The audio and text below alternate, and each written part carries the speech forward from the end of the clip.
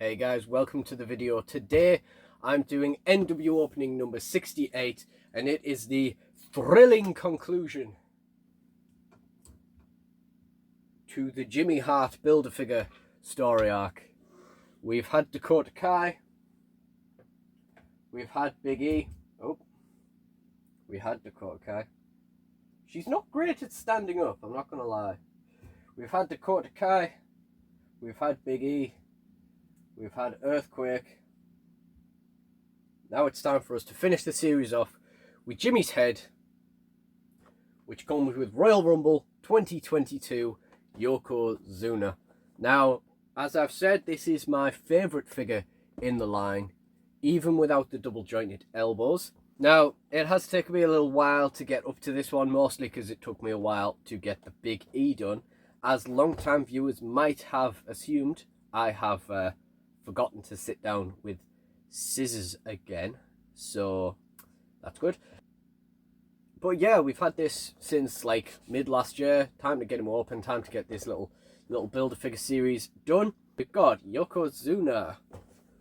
Bio says Land of the Rising Sun. Now, would you bill Yoko Zuna from there or Japan, or would you just bill him from Samoa now? That's probably what I'd do. 6'4", 589 pounds. Finisher, Banzai Drop. Career highlights, WWE Champion, World Tag Team Champion. Yoko Zuna set a new record in 1993 by eliminating 7 superstars on his way to winning the Royal Rumble match. Very, very cool. You can see the rest of the series on the back there. And of course, we've got Jimmy Hart and his megaphone, neither of which are all that visible in the box. So it really is a lucky dip on what paint job you're getting on the Jimmy Hart head, or indeed if those pieces are even in there. You know, this is like a fig swapper's dream. They could take this home, take those Jimmy Hart parts and return it, and they wouldn't even notice. Again, I have a few hang-ups with this figure, but not many. It's not a bad figure at all. I was putting off unboxing it, but since the rest of the series is valueless anyway, there's no point me pretending I'm going to be able to sell these on. So, let's get some scissors. Apparently the Floodlight didn't fancy being alive for 3 minutes today. Right. Scissors, and let's get on with this. So, let's try and carry on. I must say these the unboxings in this format, as much as it makes it way easier to do the NWOpening, it doesn't make an interesting reel/TikTok video afterwards of the unboxing. But I digress. I would rather get the unboxings done than really worry about whether the TikTok looks good or not. There we go. There's the figure in bubble. What's the verdict? Our Jimmy Hart is painted more or less fine, although I might have a few comments to make on that as we go along. Look at the size of that ass. Unbelievable. Humongous ass.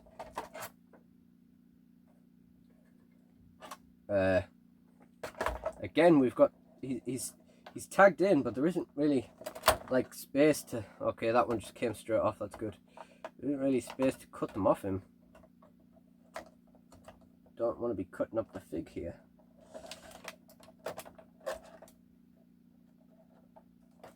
Oh. Would I be able to lift that arm? Indeed, sir. Although it does look like it's too late. It does look like I've already grazed him. So that's lovely.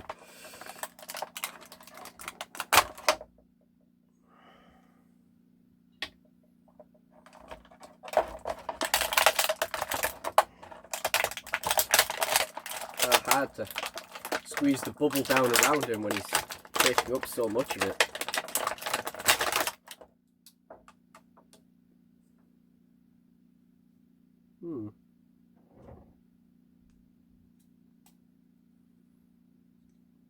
There is the figure up close released. There's hairs all tied up in that white band, I guess. Okay, noticing a slight problem from the get-go there, but we'll carry on unpacking the bits. Glasses, megaphone. I mean, considering you could get these reduced and stuff, in terms of accessories, these weren't bad. For like, you know, if you were a kid and you wanting to like get some bits, like fair enough, you get your Yoko Zuna, your rice bucket, your I've just said it twice, what the hell's it called? A pair of glasses and your megaphone, that's what it's called. And you know, kids can make do with anything. I'm gonna put Jimmy Hart's head doesn't fit in the rice bucket, that's a shame. Okay. So again, here's the front of the figure. And the back with Bunditas Grande. We're going to try and get him to stand up again. Okay, that might have to do. So, initial impressions. I didn't need a Yoko Zuna because I already had this one, which I got in a mail bundle a good while back. Very, very good bundle it was. And you can see he has the same family behind. Now, I would say that I prefer this figure because I prefer the head scan.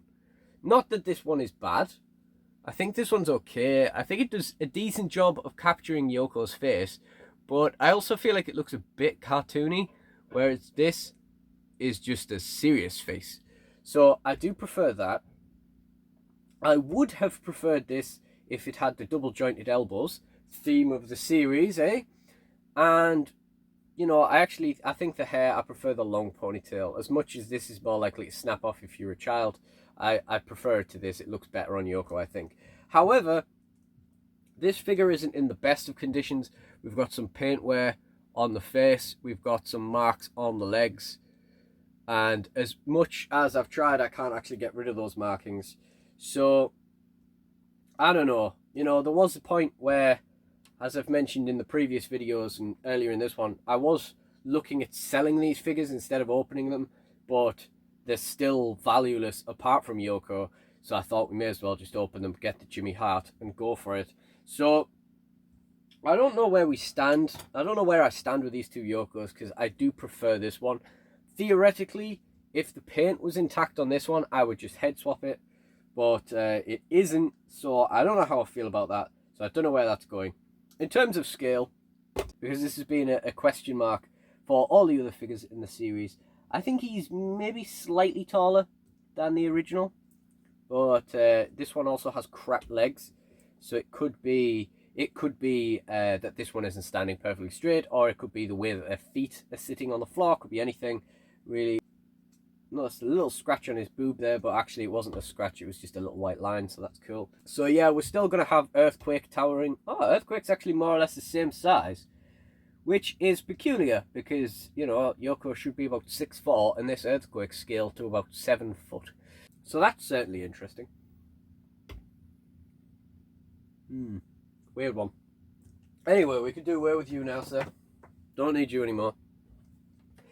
In hand, I'm just noticing all of these, like, can you see that little white mark there? Almost looks like it's had some super glue on it, or some like a white paint wash, like a bit of paint's being washed on there. Other than that, you know, the head is painted pretty well. There's not really any other details on the bod to be, you know, to ruin or to do badly, and it's factory fresh. Better than the one that's covered in marks and has loose joints. We've got the 2 fist hands, the 2 grip hands. You know me, I like those, because how else are we going to hold our rice bucket, which is the highlight of the figure for me. I was joking when this got made that I would buy it just for the rice bucket, but it is the highlight. It is the thing I'm most excited about getting, even more than the head of my Jimmy Hart. I don't think there's much else we can sort of get into about the aesthetics of this figure, really. So we'll just get into the joint check. The head's really good. That's fine. That's pretty standard. It's not stiff in any way.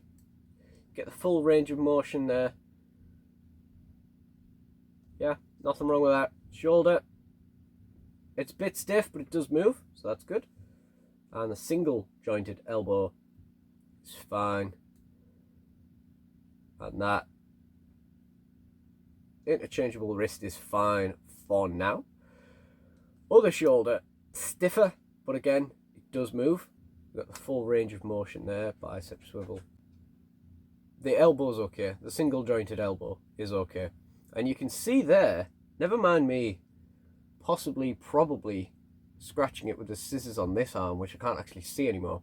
You can see how tight the ties were on his arm, because you can see where it's pressed into the plastic. He's got like a mark, like when you've been laying on something. I hope you guys can see that. That's really, really shoddy. That line just running through there. Yeah, that's really shoddy. And what I'm going to do is I'm going to take off this interchangeable hand, make it a bit looser, put on a grip hand. We'll use that later, because he's going to have that on for the rest of time now. The torso joint, I mean, there's not a big range of motion there, but it's all there. Like you can do it all, side to side, up and down. Yeah, waist doesn't turn, and leg up. It's not bad considering the physics of the figure. Knee is fine. We have like an ankle cut, would you call that?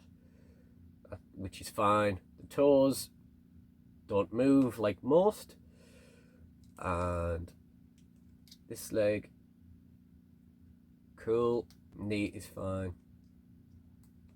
That ankle's fine, and that toe doesn't move either.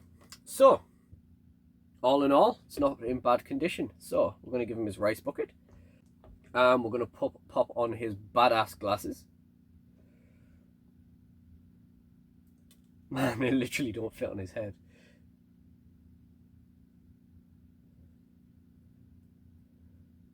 There we go. That's what it looks like.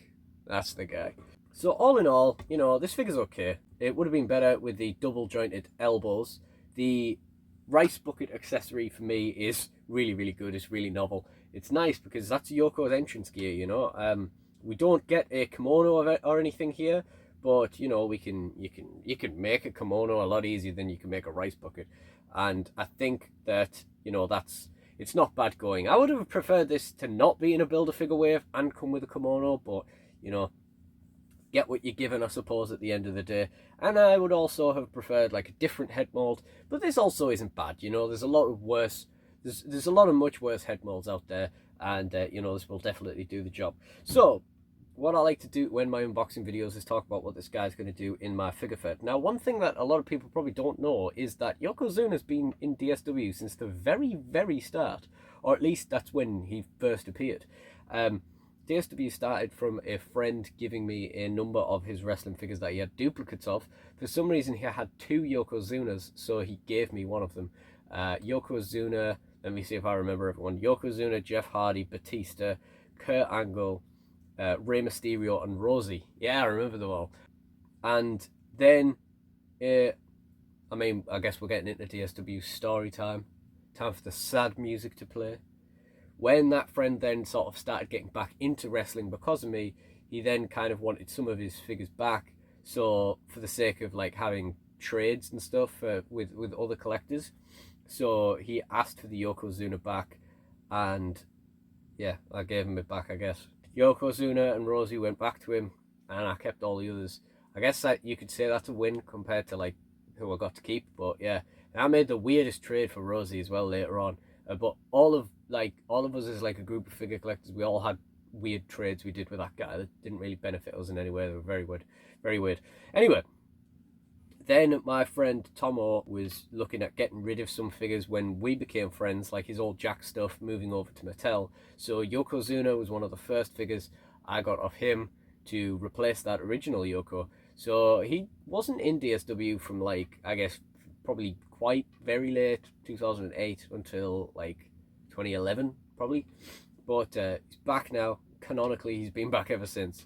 Not that there has been an awful lot of DSW ever since, and I see him as a big player, so he's going to be big in whatever kind of Legends thing I do end up doing with DSW, whether it be a separate pick fed kind of thing or whether it be part of DSW. I've had a lot of different ideas about how I want to do that. Not sure what we're going to go with yet, but Yoko Zuna will be important in it, whatever it is. And that being said, that brings us to the end of our waffle about the figure. So the only thing we have left to do is complete the Jimmy Hart story arc. We've got our Jimmy Hart head. Now, as you may notice, the eyebrows seem to be a little bit off. They are a little bit further over this way than I would maybe have liked. You know, they both seem to be heading over to that side.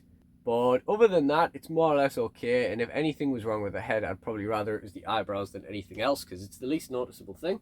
So we're going to pop that on. And not that I ever particularly was like super stoked about getting a Jimmy Hart figure, but that is another one if I can get the head to actually click in. You know, if I was super excited to get a Jimmy Hart figure, I would have done these 4 unboxings a long time ago. Okay, that's just going to do for now. I hate these builder figures, man. Why do none of the pieces go in together? And we're going to give him his megaphone, and the arm's going to come out. Amazing. What was I just saying? Jesus Christ. Yeah, I was never that excited about getting a Jimmy Hart figure, but it is another piece that I've never had before. I've never had a figure of Jimmy Hart. That'll do. The head just looks so funny. It's so high up. And now we do, you know? So we have our megaphone, sunglasses, high-necked Jimmy Hart figure.